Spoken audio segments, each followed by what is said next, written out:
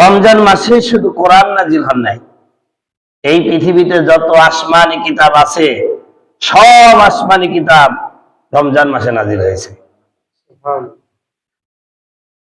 তাওরাত, জবর, ইনজিল সব কিতাব কবে নাজিল হয়েছে বলেন? রমজান মাসে। পবিত্র মাহে রমজানের এই রোজা, এই রোজাগুলো ইতিপূর্বে অন্যান্য উম্মতের উপরেও রমজানের রোজা ফরজ ছিল, বলেন আলহামদুলিল্লাহ। আপনাদের কাছে একটু নতুন মনে হতে পারে যে আমরা তো শুনছি যে রমজান তো শুধু আমাদের উম্মতের জন্য। না, এই রমজানের রোজা অন্য উম্মতের জন্য আল্লাহ পাক ফরজ করেছিলেন, কিন্তু অন্য উম্মত একটু পণ্ডিতি কইরা পরিবর্তন করে ফেলছে। যেমন ইহুদি জাতির প্রতি আল্লাহ রমজানের রোজা ফরজ করেছিলেন, ওরা ওই রোজাটা না করে ওরা আশুরার যে 10 তারিখ ওই রোজায় নিয়ে চলে গেছে। রমজানের রোজা পরবর্তীতে পরিবর্তন করছে। খ্রিস্টানদের প্রতি আল্লাহ পাক রমজানের রোজা ফরজ করেছেন, ওরা আবার করছে কি এর সাথে আরো বাড়াই দিছে। কি বাড়াইছে? ওরা করলো কি, রমজানের রোজা যখন ওদের ফরজ হলো তখন রমজান মাসটা ছিল জ্যৈষ্ঠ মাসে। আপনারা জানেন জ্যৈষ্ঠ মাসে গরম কম পড়ে মনে হয় নাকি? বেশি পড়ে। আষাঢ় জ্যৈষ্ঠ মাসে আমরা যারা রোজা করেছি আমরা বুঝতে পারিছি যে কেমন কষ্ট হয়। তো খ্রিস্টানরা দেখলো এত কষ্ট করে তো আর রোজা রাখা যায় না, ওরা করলো কি, এই জ্যৈষ্ঠ মাসের রমজানের রোজা ওরা শীতকালে নিচে নিয়ে গেল। মানে ওদের ধর্মীয় যে পণ্ডিত ওরা সব এক জায়গায় হয়ে পরামর্শ করলো এত গরমে রোজা রাখার দরকার নাই। রোজা কি করলো, আল্লাহ ফরজ করলো রমজান মাসে। সেই সময় রমজান মাস ছিল কোন মাসে? জ্যৈষ্ঠ মাসে। জ্যৈষ্ঠ মাসে ওরা ওইটা পরিবর্তন করে নিয়ে চলে গেল কোথায়? শীতকালে। এর মধ্যে আবার ওদের বাচ্চা অসুস্থ হয়ে গেল। কোনো ডাক্তারই তাদের বাচ্চার অসুখ ভালো করতে পারে না। তাই সমস্ত পুরোহিতরা এক জায়গায় হয়ে ঘোষণা করলো আমাদের এই বাচ্চার সুস্থতার জন্য আমরা 7 দিন রোজা রাখবো। কয়দিন? আগে রোজা ফরজ ছিল 30 দিন, ওর সাথে আবার 7 দিন বাচ্চার জন্য মান্যত করলো। পরে 7 দিন রোজা রাখার পরে বাচ্চা ভালো হয়ে যায়। পরবর্তীতে তারা চিন্তা করলো আমরা এই রমজানের রোজার সাথে এই 7 দিন আবার যোগ করে দিই। কয়টা হলো? 37টা। এর পরবর্তীতে বাদশাহরা চিন্তা করলো যে আমরা যে একটা অন্যায় করলাম, আল্লাহ রমজানের রোজা ফরজ করলো গরমকালে আর আমরা ওইটাকে পরিবর্তন করে শীতকালে নিয়ে গেলাম, একটা অন্যায় হলো না? এই অন্যায় পানিশমেন্ট স্বরূপ, মানে শাস্তি স্বরূপ ওরা বললো যে 8-10টা রোজা করবো। কয়টা হলো? 47টা। এই 47টা রোজাই খ্রিস্টানরা পালন করতো, রমজানের 30টা সহ। এর কিছু বছর পরে আর একটা নতুন বাদশা আসলো। ওই বাদশা চিন্তা করলে বেজর রোজার দরকার নাই, আর 3টি বানা 50টা রেখে দেয়। বুঝতে পেরেছে? এই 50টা রোজা তারা পালন করছে। আর ইহুদিরা পালন করছে কি, একটা, অত কষ্ট করার দরকার নাই, একটা রোজা রাখবে। সেটা হলো কি, আশুরার 10। প্রিয় ভাইরা আমার, এই হলো তাদের অবস্থা। কোরআনুল কারীমে আল্লাহ পাক প্রথমেই বলছেন ইয়া আইয়ুহাল্লাযিনা আমানু কুতিবা আলাইকুমুস সিয়াম, ও ঈমানদারেরা তোমাদের প্রতি রোজাকে ফরজ করা হলো, কামা কুতিবা আলাল্লাযিনা মিন ক্বাবলিকুম, এই দেখেন বলছেন যেমন তোমাদের পূর্বের লোকদের উপর ফরজ করা হয়েছিল। বলেন সুবহানাল্লাহ। তাহলে পূর্বের পুরো লোকদের উপর ফরজ করা হয়েছিল, তাহলে বোঝা গেল রোজা আমাদের উপরই খালি ফরজ ছিল না, পূর্বের লোকদের উপর ফরজ ছিল।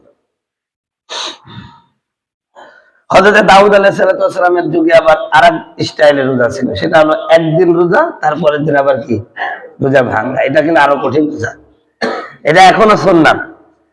আপনারা যদি নফল রোজা রাখেন তাহলে দাউদ আলাইহিস সালামের স্টাইলের রোজা রাখবেন, সেটা হলো একদিন রোজা রাখবেন, পরের দিন খাবেন, তারপর আবার রোজা রাখবেন।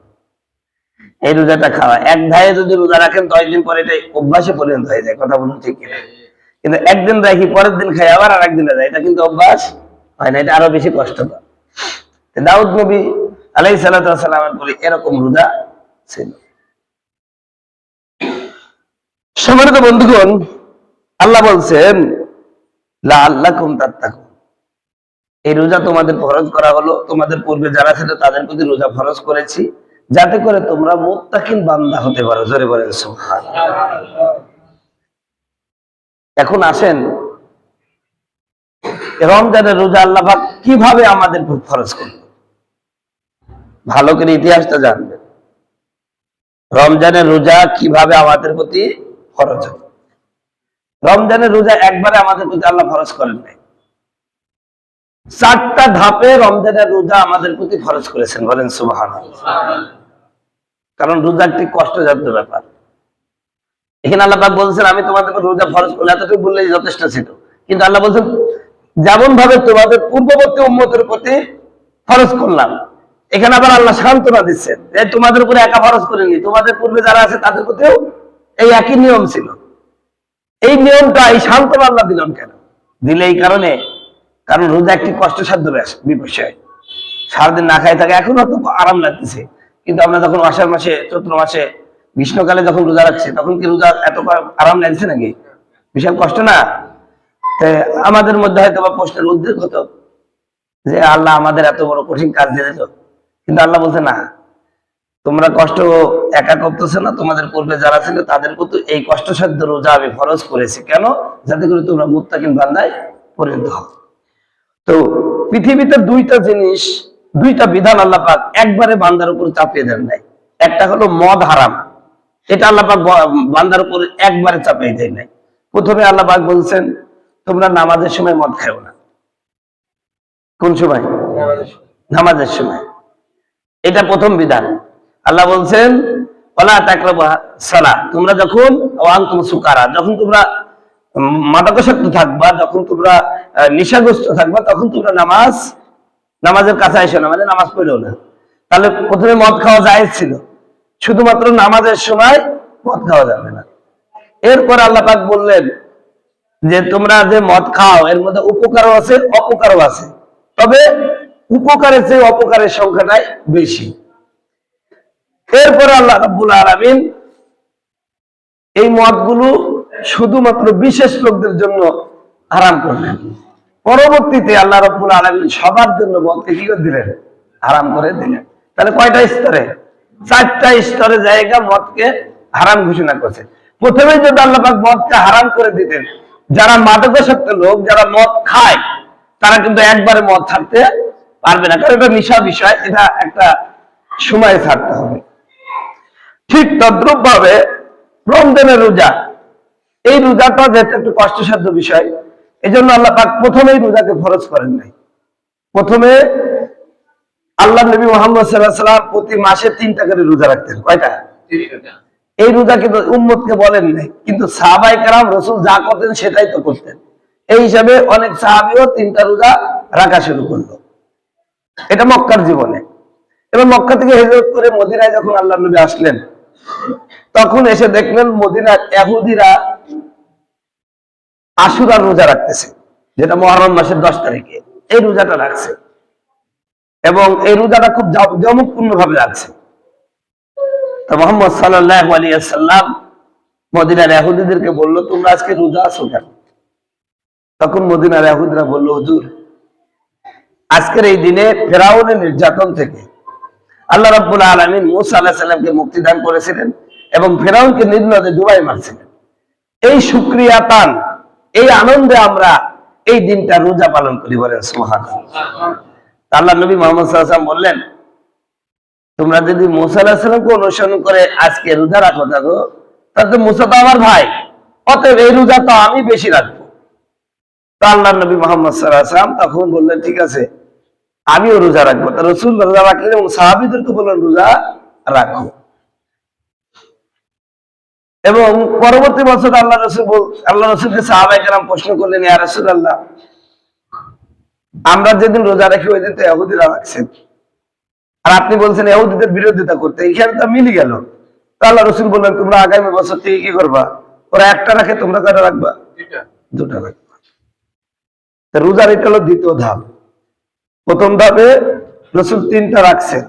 রাসূল সাহাবাদেরকে বলেন নাই যে তোমরা কি করো? রোজা রাখো। কিন্তু সাহাবায়ে কেরাম রাসূলকে দেখেই রোজা রাখা শুরু করে দেয়। দ্বিতীয় ধাপে এসে আল্লাহ রাসূল একটা রোজা নিজেও রাখলেন, সাহাবীদেরকেও রাখতে হবে। একটা রোজা তো অত কঠিন না, কথা বলেন। তৃতীয় ধাপে আল্লাহ পাক এবার রোজা ফরজ করলেন, কিন্তু সবার জন্য ফরজ করেন না, শুধুমাত্র যারা রোজা রাখতে সক্ষম এবং গরিব মানুষ তাদের প্রতি রোজা ফরজ করছেন।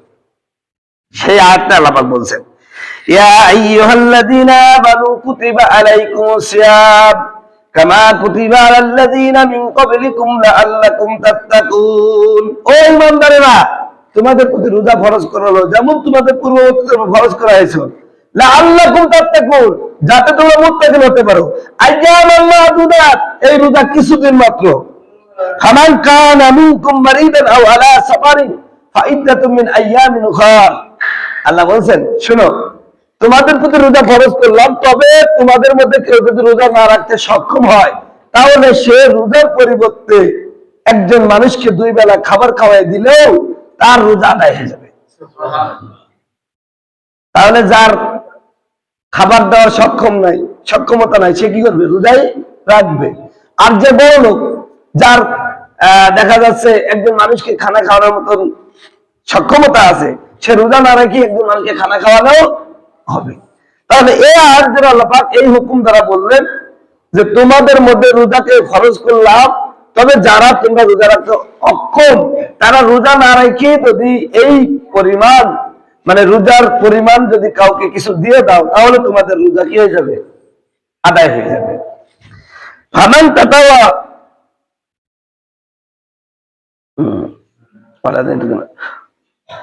ফামান তাতাওয়া খায়রান ফাহুয়া খায়রুন লাহ, তবে তোমাদের মধ্যে অক্ষম ব্যক্তিরাও যদি কষ্ট করে রোজা রাখো তাহলে এটা তোমাদের জন্য সবচেয়ে ভালো। তাহলে এখানে আল্লাহ পাক সবার প্রতি রোজা কি করলো না? একবার ফরজ করে দিলেন না, বললেন যারা সক্ষম তারা রাখো, আর যারা সক্ষম না বা যারা রাখতে চাও না, রাখতেই হবে এরকম করলেন না, যারা রাখতে চাও না তারা কি করো? রোজার পরিবর্তে একজন মানুষকে 2 বেলা খাবার খাওয়াই দাও, তাহলে তোমাদের কি হয়ে যাবে? রোজা আদায় হয়ে যাবে। এটা হলো রোজার তৃতীয় পর্যায়। কোন পর্যায়ে এটা? তৃতীয় পর্যায়। এরপর আল্লাহ পাক বলছেন, শাহরু রমাদান আল্লাযী উনজিলা ফীহিল কুরআন হুদাল লিন-নাসি ওয়া বাইয়িনাতিন মিনাল হুদা ওয়াল ফুরকান। এটা হলো সেই মাস যে মাসে আল্লাহ কোরআন নাযিল করেছেন, এটা মানুষের জন্য হেদায়েত, সুস্পষ্ট প্রমাণ এবং ফুরকান।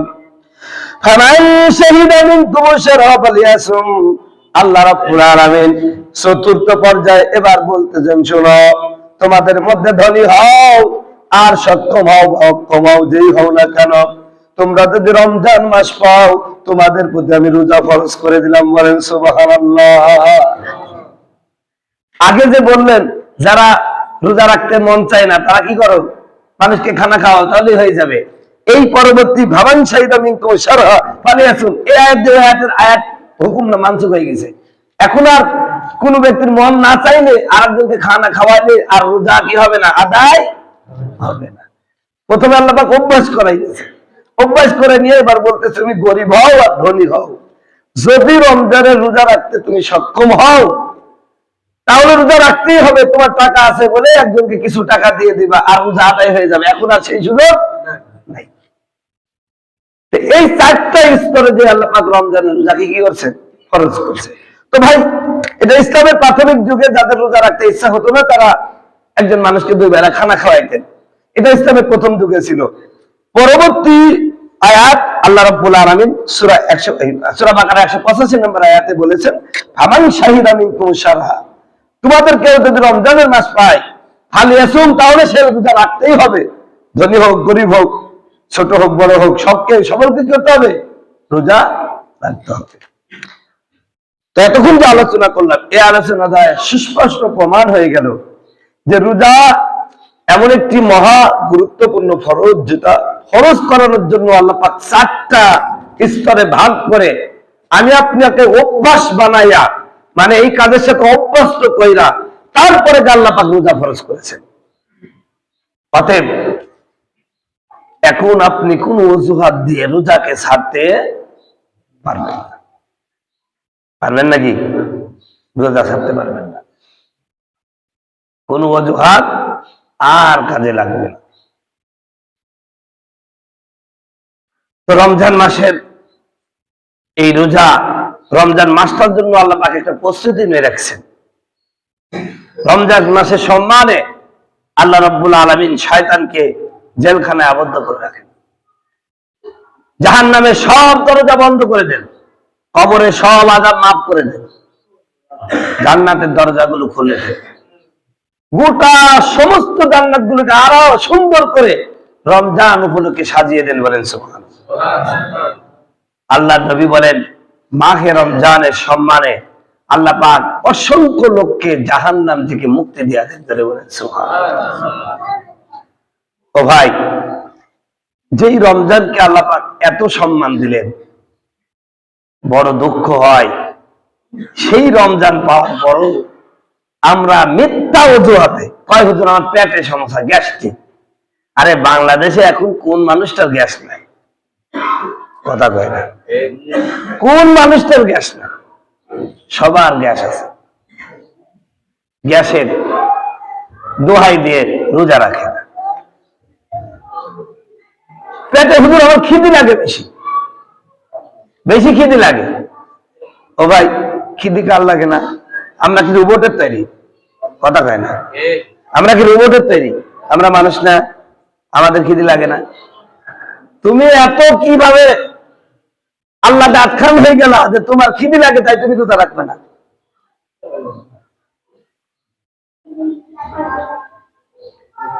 আল্লাহর বিধানকে, এই বিধানগুলি তোমাকে কে দেখাতে বলেছে? সম্মানিত বন্ধুগণ, আমার ভাইরা আমার, মাহে রমজানের রোজা যদি না রাখেন, এই অবস্থায় যদি মারা যান, আল্লাহর নবী নিজে তো বদদোয়া করেছেন, জাহান্নামও আমার আপনার জন্য অপেক্ষা করতেছে। আল্লাহর নবী বলেন, যে ব্যক্তি রমজান মাস পাইল আর রমজানের রোজা রেখে নিজেকে গুনাহমুক্ত করতে পারলো না, ওর প্রতি আল্লাহর লানত, নবী রাসূলদের লানত, সমস্ত ফেরেশতা তার প্রতি লানত করতে থাকে। আপনি আরামসে বসে আছেন, রোজা রাখতে পারছেন না। কত মানুষ আপনি দেখেন মাঠে এই গরমের মধ্যে, রোদের মধ্যে কাজ করে রোজা রাখছে। আপনার খালি ইচ্ছা নাই তাই আপনি রোজা রাখছেন। একটা মাস রোজা। আরে ভাই, আমাকে আপনাকে তো আল্লাহ হিন্দুর ঘরে জন্ম দিতে পারত। ওদের বাপ মা মরে গেলে দেখেন তো শীত আর গরম নাই, ওই যে একটা কাপড় গায়ে দিয়ে নেংটির মতন 7-8 দিন বলে তাদের খাইতে হয় না। আল্লাহ আপনার মুসলমান বানাইছে, আমারে মুসলমান বানাইছে। গতকালকে একটা ভিডিও দেখেছিলাম, মানুষ কত অজ্ঞ, গাছের শিকড়ের মানে গাছকে টিপি দিচ্ছে। আচ্ছা, গাছকে কেউ টিপি দিলে গাছের কিছু হবে? মানুষ যে গা টিপি দিচ্ছে। আল্লাহ পাক ওই রকম অজ্ঞ তো আমাদের বানাইতে পারতো। কথা বলুন, আল্লাহ আমাকে আপনাকে মুসলমান বানাইছে। পৃথিবীতে মুসলমানের মতো সুশৃঙ্খল সুরুচিবান ধর্ম পৃথিবীতে নাই। আপনি খোঁজ নিয়ে দেখেন। আল্লাহ পাক বললেন, বান্দারে আমি তোমার প্রতি রোজা ফরজ করলাম যাতে তোমরা মুত্তাকিন বান্দা হতে পারো। এখন প্রশ্ন আসতে পারে, হুজুর মুত্তাকিন বান্দা হলে লাভটা কি? আল্লাহ রাব্বুল আলামিন কুরআনুল হাকিমের মধ্যে বলছেন, ইন্নাল মুত্তাকিনা মাফাজা, যারা মুত্তাকিন বান্দা হবে আমি তাদের জন্য সফল জায়গা রেখে দিয়েছি। হাদাইক ওয়া আনাবা ওয়া কাওয়াইবা আতরাবা, সেই জায়গায় তোমাদের কোনো চিন্তা থাকবে না, দুশ্চিন্তা থাকবে না, খাবার দাবারের অভাব হবে না, তোমার কোনো জীবনের কষ্ট থাকবে না, অসুস্থ হবে না। তোমাদেরকে মনোরঞ্জনের জন্য আমি সমবয়স্কা নবযৌবনা স্ত্রী দিয়ে জান্নাতটা ভরে দিব, জীবনে কোনো কষ্ট থাকবে না, ওই জান্নাতের মালিক বানায় দিব, শুধুমাত্র তোমরা মুত্তাকিন বান্দা হও। জোরে বলেন সুবহানাল্লাহ। শুধু মুত্তাকিন বান্দা হও। সম্মানিত ভাইয়েরা আমার, আপনি আমি যদি রমজানের রোজা পালন না করি, এই অবস্থায় যদি মারা যাই, কি অবস্থা হবে নবীজি নিজে দেখে আসছেন। আমার নবী একদিন ঘুমায় আছেন। হঠাৎ করে দুইজন ব্যক্তি এসে বলল, ইয়া রাসূলুল্লাহ, চলেন আমাদের সাথে। নবীজি ওই দুইজন ব্যক্তির সাথে রওনা হয়ে গেল। এক বিশাল পর্বত এলাকা নিয়ে চলে গেলেন, বড় বড় পাহাড়। নবীকে বলা হলো, আল্লাহ নবী, আপনি এই পাহাড়ে উঠেন। নবীজি বললেন, এত বড় পাহাড়ে আমি উঠবো কেমনে, আমার তো সম্ভব না। তখন ওই দুইজন ব্যক্তি বলল, আপনি না উঠতে পারলে আপনি খালি একটু চেষ্টা করেন, আমরা নিজেরা আপনাকে তুলে দিব। জোরে বলেন সুবহানাল্লাহ। তো নবীজি একটু উঠার চেষ্টা করলেন। নবীজি দুই বগল ধরে পাহাড়ের উপরে তুলে দিলেন। পাহাড়ের উপরে উঠার পরে দেখেন কতগুলো মানুষ ভয়ঙ্কর চিৎকার দিয়ে কাঁদতেছে। এত জোরে জোরে কাঁদতেছেন, মনে হবে পাহাড়ি এলাকা সম্পূর্ণ ফেটে চৌচির হয়ে যাবে তাদের কান্নার আওয়াজে। এত ভয়ঙ্কর কান্নার আওয়াজ। আমার নবী ডাক দিয়া বললেন, আমার ভাইয়েরা, তোমরা কোন জায়গায় নিয়ে আসলে? মানুষগুলোর কান্না দেখে তো আমি সহ্য করতে পারছি না, আমি তো ভীত সঞ্চয় হয়েছি। কি ব্যাপারে এই মানুষগুলো এত জোরে জোরে কাঁদছে কেন? তাদের প্রতি এত নির্যাতন নিপীড়ন কেন, এত কষ্ট কেন? ওই লোক যদি কোনো কথা বলে না। নবীজি ডাক দিয়া বলেন, আমাকে একটু নিয়ে যাও, কারা কাঁদতেছে একটু দেখে আসি। ওই দুইজন ব্যক্তি বলেন, হুজুর, আপনি যদি তাদের পরিচয় জানতে পারেন আর দৃশ্য দেখেন, আপনি সহ্য করতে পারবেন না, আপনার মায়া লেগে যাবে। নবীজি বলেন, বলো না তারা কেরা, কারা, আমাকে একটু দেখাও না। নবীজিকে নিয়ে যাওয়া হলো। একবারে পাহাড়ের এক কিনারায় নিয়ে যাওয়ার পরে পাহাড়ের নিচের দিকে বললেন, নবী, আপনি একটু তাকায় দেখেন। আল্লাহর নবী দেখতে পাইলেন ওই পাহাড়ের নিচে দাও দাও দাও করে আগুন জ্বলতেছে। ওই আগুনের মধ্যে মানুষগুলো, আমার ভাইয়েরা, আপনারা যখন চুলায় আগুন দিয়ে ভাত রান্না করেন, ভাত যখন ফুটে যায়, চাউলগুলো একবার উপরের দিকে একবার নিচের দিকে ডুবতে থাকে। নবীজি আমার ডাক দেয়া বলেন, ও আমার ফেরেশতা ভাইয়েরা, আমার সাথে আগত ভাইয়েরা, শোনেন, দেখেন এই মানুষগুলো আগুনের মধ্যে একবার নিচের দিকে একবার উপরের দিকে উঠতেছে। কারা গো, কি অপরাধ তারা করেছে, যে অপরাধের কারণে আল্লাহ রাব্বুল আলামিন এই কঠিন শাস্তি তাদের দিচ্ছে। ফেরেশতারা নবীজির সাথে আগত যে দুইজন মানুষ আসলে মানুষ না, ওরা ফেরেশতা।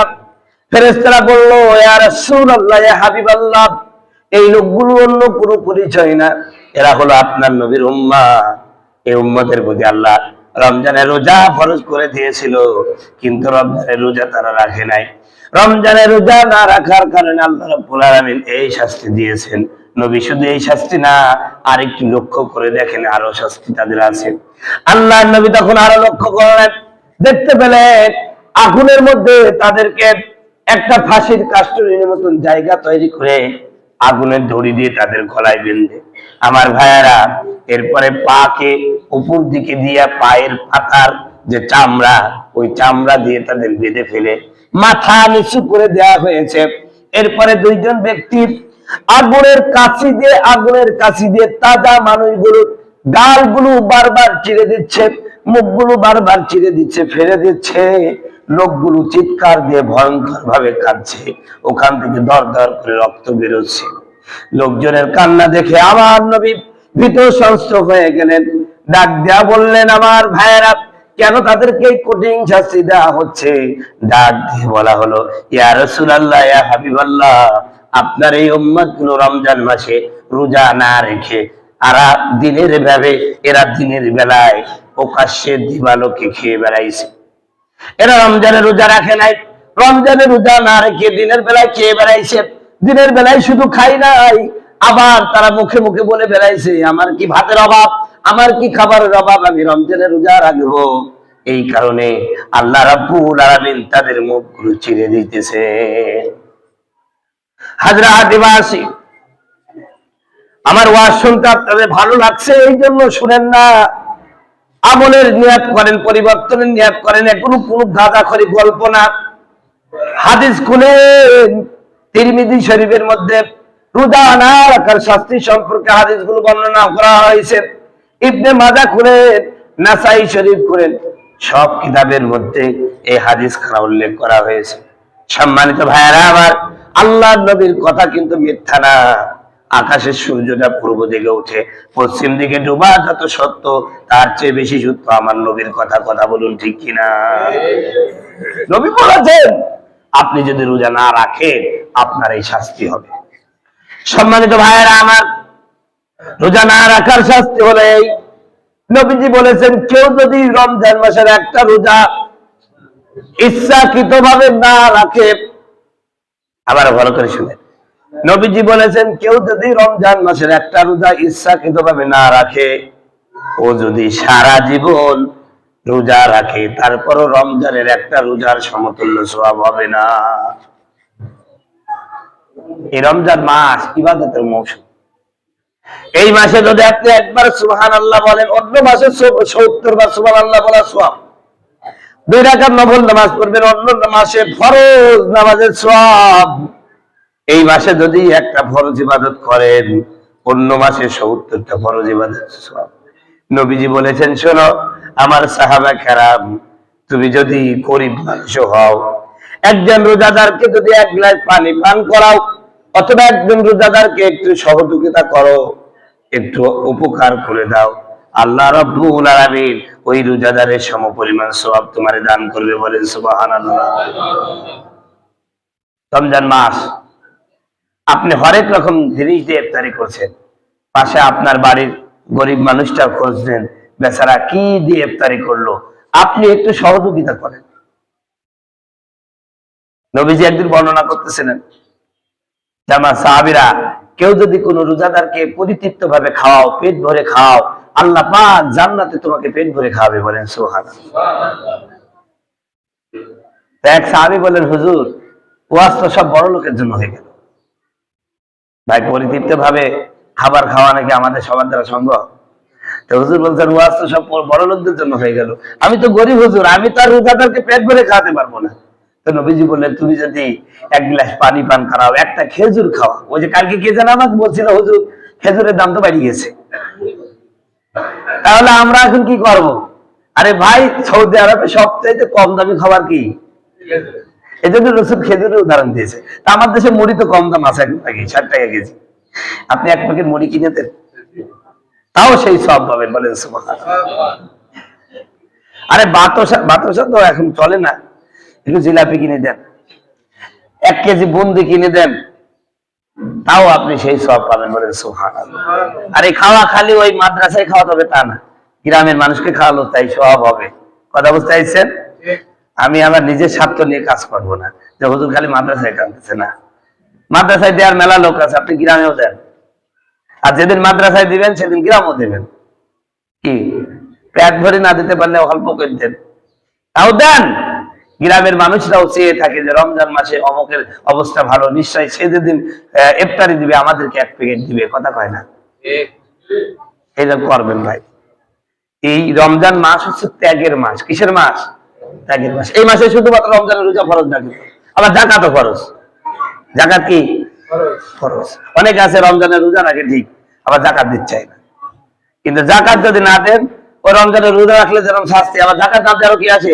সেই শাস্তি আছে। আমি শেষের দিকে আলোচনা করবো। তো এখন থেকে প্রস্তুতি নেন, যাকাতও দিতে হবে। তার বেশি আলোচনা করব না, আগামী জুমা ইনশাল্লাহ এর পরবর্তী আলোচনা হবে। ধারাবাহিক ভাবে আমরা রমজানে ইনশাল্লাহ 4টা জুমা পাবো। তো তাই না? প্রথম জুমা গেল, প্রথম জুমায় আমি আলোচনা করলাম কি বিষয়ে? রমজানের রোজাটা কিভাবে ফরজ হলো। এই বুঝতে পারিছেন? তাহলে রমজানের রোজা একবারেই বলে নাই রোজা ফরজ। কয়টা স্টেপে ফরজ করেছে বলেন তো?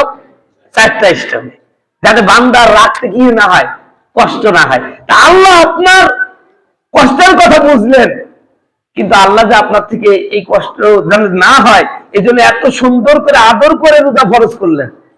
সে আদর খাওয়ার পরে যদি রোজা না রাখেন, তা আল্লাহ যদি শাস্তি দেয়, এটা কি আল্লাহর দোষ? বরং আল্লাহ আরো বেশি যদি শাস্তি দেয় তাও আল্লাহর দোষ না, বরং আল্লাহ যদি আমাদের মাফ করে দেন এটা ইনসাফ। আর আল্লাহ যদি আমাদের শাস্তি দেন এটা ইনসাফ। আল্লাহ যদি মাফ করে দেন এটা আল্লাহর দয়া। কথা বলুন ঠিক কিনা? কারণ আমরা যে আমল করি এই আমলে জান্নাত পাওয়ার উপযুক্ত। কথা বলেন তো। আল্লাহ সুবহানাহু ওয়া তাআলা আমাদের এই কথাগুলো বুঝে সঠিকভাবে আমল করার তৌফিক দান করে। বলুন আমিন। আসসালামু আলাইকুম ওয়া রাহমাতুল্লাহ। ভাই কথা বলবেন নাকি? এবার সুন্নাত নামাজ পড়ি ভাই।